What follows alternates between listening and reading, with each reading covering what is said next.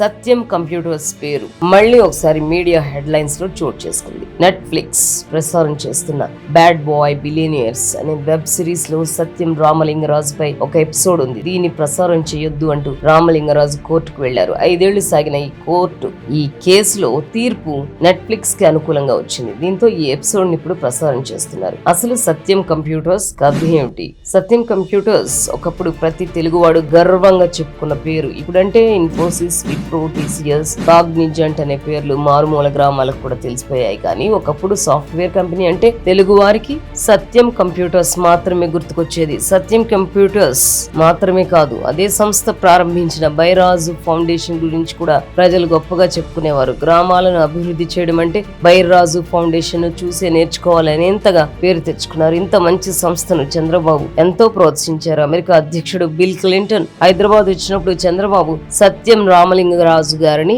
Clinton పక్కన కూర్చోబెట్టారు. అంత గొప్పగా వెలిగిన సంస్థ చివరికి ఒక పెద్ద స్కామ్ గా చరిత్రలో మిగిలిపోయింది. సత్యం కంప్యూటర్స్ ఇలా మునిగిపోవడానికి కారణం ఎవరో కొందరికి తెలుసు. చంద్రబాబు ముఖ్యమంత్రిగా ఉన్నంత కాలం చక్కగా సాఫ్ట్వేర్ రంగంలో రారాజులా ఎదిగిన ఈ సంస్థ రాజశేఖర రెడ్డి ముఖ్యమంత్రి కాగానే పెద్ద ఎత్తున రియల్ ఎస్టేట్ రంగంలోకి దిగింది. సత్యం అనే పేరుని తిరగేసి నేతాస్ హెల్త్ కౌంట్రీ లిమిటెడ్ అనే సంస్థను 2005లో ప్రారంభించింది. దీంతో ఈ సంస్థ పతనం ప్రారంభమైంది. ఇంకా ఎదగాలి అనే అత్యాశతో రాని లాభాలు ఇచ్చినట్లు చూపారు. లేని ఉద్యోగులకు జీతాలు ఇచ్చినట్లు నెలకు 20 కోట్ల రూపాయలు పక్కదారి పట్టించారు. నకిలీ బ్యాంక్ స్టేట్మెంట్స్ సృష్టించారు. హైదరాబాద్ మెట్రో రైల్ కి సంబంధించిన బిడ్ ను దక్కించుకోవడం కోసం ఇవన్నీ చేశారు. ఫైనల్ గా 2008లో హైదరాబాద్ మెట్రో రైల్ నిర్వహణ బాధ్యతను కూడా వైఎస్ ప్రభుత్వం ఈ సంస్థ కట్టబెట్టింది. తప్పు మీద తప్పు చేస్తూ తప్పుడు లెక్కలు చూపిస్తూ జనాలను మోసం చేయడం రామలింగరాజుకి నచ్చలేదు. ఈ నాటకానికి ముగింపు పలకాలని